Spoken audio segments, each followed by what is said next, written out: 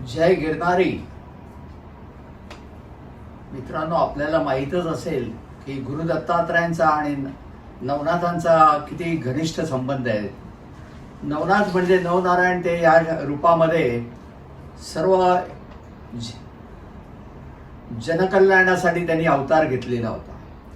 आणि गोरक्षनाथांपासून मच्छिंद्रनाथ, रेवणनाथ या सर्वांनी त्या ठिकाणी तपश्चर्या केल्याचं ज्ञात आहे. जर तुम्ही दातार पर्वतावर पाहिलं तर तिकडे वरती दुर्गम कड्यावर नवनाथांचं जागृत स्थान आहे. आणि गिरनार पर्वतावर तर अंबाजीपासून पुढे गेलात की तुम्हाला गोरक्षनाथांचं शिखर दिसतं आणि तिथून पुढे गुरु दत्तात्रयांचं शिखर आहे. गोरक्षनाथ आणि दत्तात्रय हे दोन्ही अवधूत अशा अवस्थेत होते किंवा आहेत की जे संपूर्ण पृथ्वीवर संचार करून त्यांचं कार्य चाललेलं असायचं. ते कुठेही थांबलेले नाही आहेत. गोरक्षनाथांनी सुद्धा नेपाळ पासून सर्वत्र भ्रमण केलेलं आहे. आता आपण गोरखनाथ म्हणतो कारण नेपाळला जे गुरखा लोकांचे ते गुरु होते, ते त्यांना देवसदृश मानायचे आणि त्यामुळे त्यांना गोरखनाथ नाव ठेवलं होतं. आपल्याकडे त्यांना आपण गोरक्षनाथ म्हणतो. आणि असे हे गोरक्षनाथ हे 11व्या सेंचुरीचा त्यांचा जन्म झाला साधारणपणे. आणि त्यानंतर त्यांचं कार्यकाळ म्हणजे त्यांनी तो अवतार घेतला, त्यांचा कार्यकाल तेव्हापासून सुरू झाला. आणि गिरनार पर्वतावर ते गुरु दत्तात्रयांना शोधत आले, अंबाजीचं दर्शन घेतलंय आणि अंबाजीपासून पुढे वाटचाल करीत ते गुरुशिखरावर जाऊन पोहोचले. चरण पादुकांचं दर्शन घेतलं आणि त्यांच्या लक्षात आलं की इथे ते महाराज दिसत नाही आहेत. मग ते शोध घेत घेत एका गुंफेमध्ये गेले आणि त्या गुंफेमध्ये दत्त गुरु हे दिगंबरावस्थेत त्या ठिकाणी होते.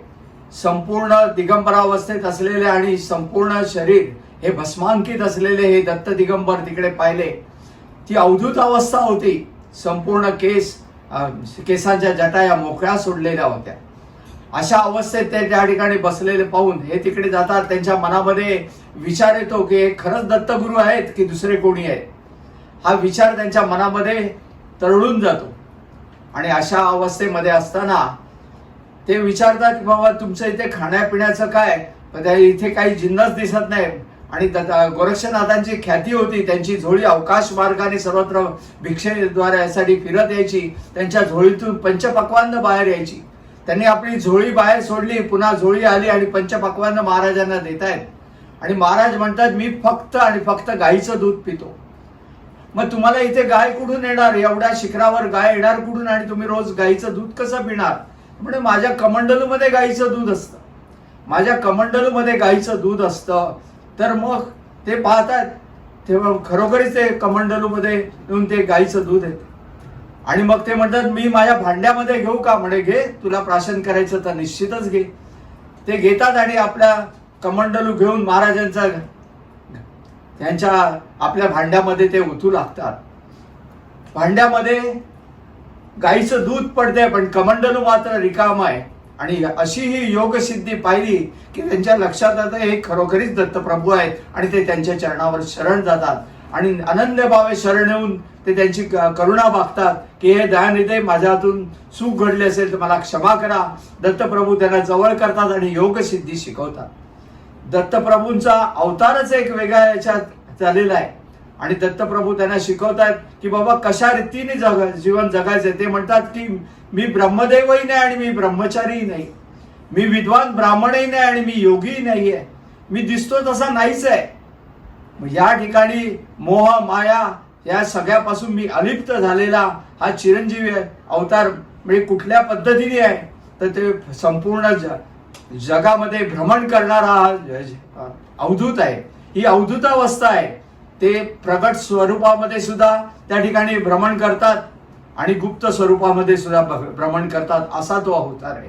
मी पाणीही नाही आणि पाण्याचा थेंबही नाही, मी आरसाही नाही आणि मी प्रतिबिंबही नाही.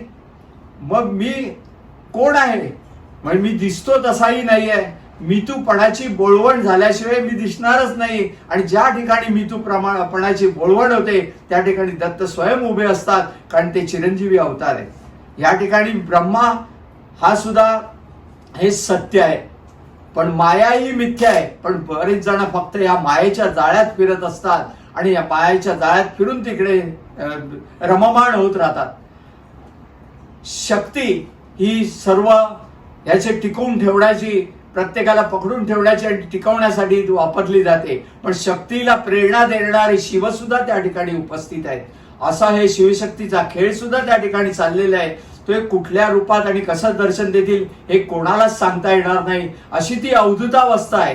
ज्या ठिकाणी मितूपणाची बोळवण होईल त्या ठिकाणी महाराज त्या ठिकाणी प्रगट होतात. त्यांनी त्या ठिकाणी मच्छिंद्रनाथांना, रेवणनाथांना आणि जालंधरनाथांना यांना सुद्धा त्या ठिकाणी योगसिद्धी शिकवली. असे हे चैतन्यमय दत्तप्रभू आणि हा संपूर्ण परिवार हा संपूर्ण गिरनारवर स्थायिक आहे. गिरनारला नाथांचंही त्या ठिकाणी सामर्थ्य आहे. त्याच्या मागे जर तुम्ही पाहिलं तर महाकालीचंही दैवत आहे. आजूबाजूला हे डोंगर दऱ्या काय दाखवतात. प्रत्येक ठिकाणी जा गुप्त स्वरूपात कित्येक साधू संन्यासी आज तिकडे तपश्चर्या करतायत आणि हे सर्व गुरु दत्तात्रयांच्या आशीर्वादापासून होत आहे. आणि अशी ही गुरु दत्तात्रयांची ख्याती या गुरुशिखरावर तुम्हाला पाहायला मिळते. हे दर्शन गोरक्षनाथांना झालं, पण तुम्ही म्हणाले फार पूर्वी झालेलं आहे, आता कोणी पाहिलंय? मग आताचंही तुम्हाला प्रमाण सांगतो. आताही पाहणारे काही जीव आहेत. या ठिकाणी तुम्हाला जर माहित असेल, हैदराबादला राहणारे, ज्यांचा जन्म हैदराबादला झाला, ते निरंजन रघुनाथ शास्त्री, हे निरंजन हे रघुनाथ भटजींचे शिष्य. रघुनाथ भटजी म्हणजे नाशिकला एकमुखी दत्ताचं स्थान आहे. त्याच्या पाठीमागे रघुनाथ भटजींचे जिवंत समाधी आहे. आणि ते म्हणजे दत्तप्रभू स्वतः सांगतात, ते आणि मी वेगळे नाही आहेत. अशा अवस्थेत त्या रघुनाथ निरंजन हे त्यांना त्यांच्या गुरूंनी दिलेलं नाव आहे. आणि त्यांना ते सांगतात की जा गुरु दत्तात्रयांच्या शिखरावर, गुरुशिखरावर आणि दत्तप्रभूंचं प्रत्यक्ष दर्शन घेऊन ये. त्याप्रमाणे ते तिकडे येत आहेत. त्यांच्याकडून काही भ्रमंती करून घेतलेली आहे महाराजांनी. संपूर्ण गिरनार पर्वताला परिक्रमा करून घेतली आहे. नंतर त्यांना पुन्हा द्वारकेला पाठवलं, द्वारकाधीशाचं दर्शन घेऊन यायला सांगितलं. त्यांच्याजवळ 3 दिवस उरले होते. 3 दिवस तिकडे ते ठाण बांधून बसलेले आहेत. अन्न पाणी कशाची तमा न बाळगता त्या ठिकाणी गुरुशिखरावर येऊन बसलेत.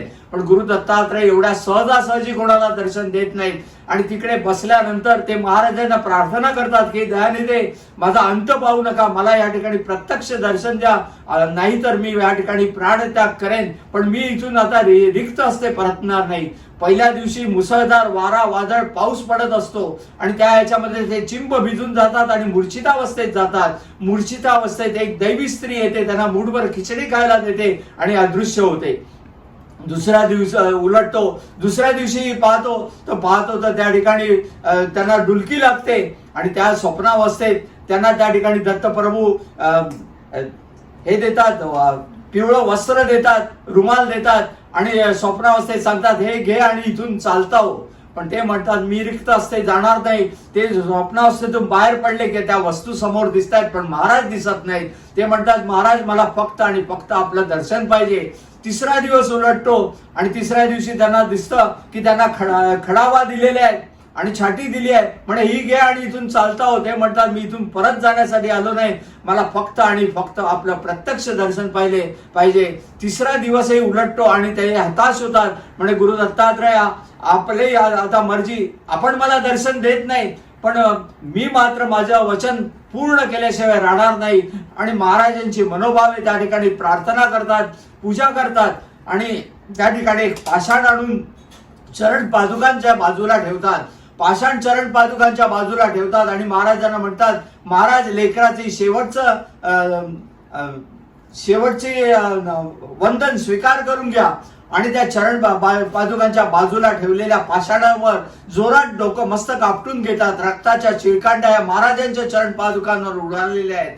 पण तरी सुद्धा महाराज प्रगट होत नाहीत. किती परमोच्च लेवलची परीक्षा घेतात. मग हा माणूस त्या ठिकाणी भेसूर हास्य असतो, म्हणजे महाराज जशी आपली मर्जी. आणि एवढ्या जोरामध्ये ते त्याच्यावर आपले मस्तक आपटतात की त्यांच्या कवटीची 2 छकलं होतात आणि निश्चेष्ट होऊन हा माणूस तिकडे निरंजन रघुनाथ त्या ठिकाणी पडलेले आहेत.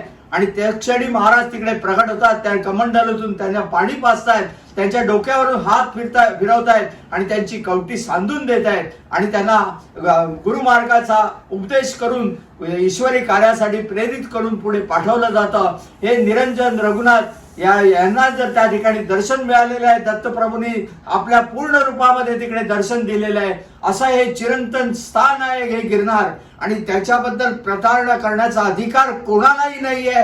हे महाराजांचं स्थान आहे आणि कायम महाराजांचं स्थान राहील याची खुणकाट प्रत्येकाने बाळगा. या अग्निशी कोणी खेळू नका, कारण ते अग्नि रूपामध्ये तिथे उभे आहेत याची जाणीव प्रत्येकाने ठेवा. त्यांना पैशाने विकत घेण्याचा विचार सुद्धा मनात आणू नका, कारण तो कोणाच्याही हिताचा नाही. आणि या ठिकाणी फक्त आणि फक्त शरणागती स्वीकारायची आणि महाराजांच्या चरणापाठी नतमस्तक व्हायचं आहे. जय गिरनारी.